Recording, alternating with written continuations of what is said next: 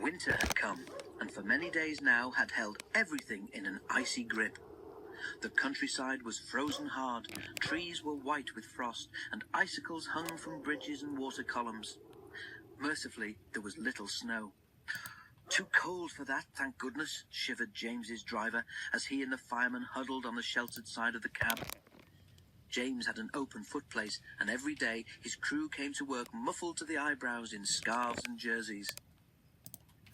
Sometimes water columns froze too, and then the engines could not get the water they needed. But this never happened at the works station, and one day, when the frost seemed harder than ever, James's driver stopped him beside the water column there. "We'll give you a good topping up while we can," he said. "There's no telling when we might get some more." James shivered as the icy water cascaded into his tender, but he knew his driver was right. They filled James's tank to the brim because the fireman forgot to tell the driver to turn the tap off. Water overflowed onto James's tender, making him shiver again. "Right," said the fireman, jumping down to the footplate. "Let's be off. I want to warm myself up shoveling coal." "We can't go yet," laughed the driver. "They haven't finished loading the luggage van." "Well, I wish they'd hurry," grumbled the fireman, blowing on his hands. "I'm frozen from standing on that tender." All engines have a tap called an injector. It allows the driver or fireman to transfer water from the tender to the boiler, and is very important.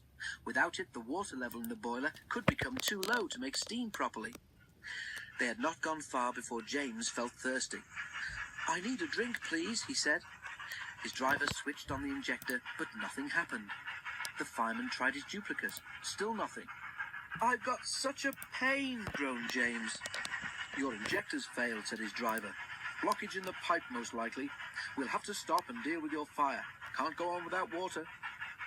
"Don't set the sleepers on fire," pleaded James. "Henry would never let me forget it." The fireman laughed. "You'll be all right if we just damp you down," he said. "There's no need to throw the fire out, as Henry did." They stopped near a signal box, and James's driver asked the signalman to telephone for help.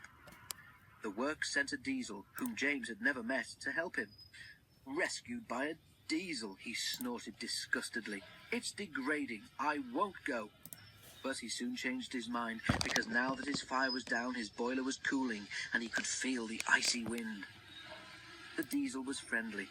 James was quiet at first, but by the time they reached the works, the diesel had won him over, and the two of them were chatting like old friends.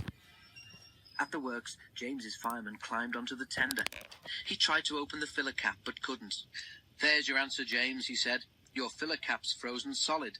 That's because the water overflowed. Ice is stopping air from getting into the tank, so the injectors can't work. You'll be all right when the ice melts." He was, and that wasn't all. Thanks to his new friend from the works, even James now admits that diesels can be useful engines too.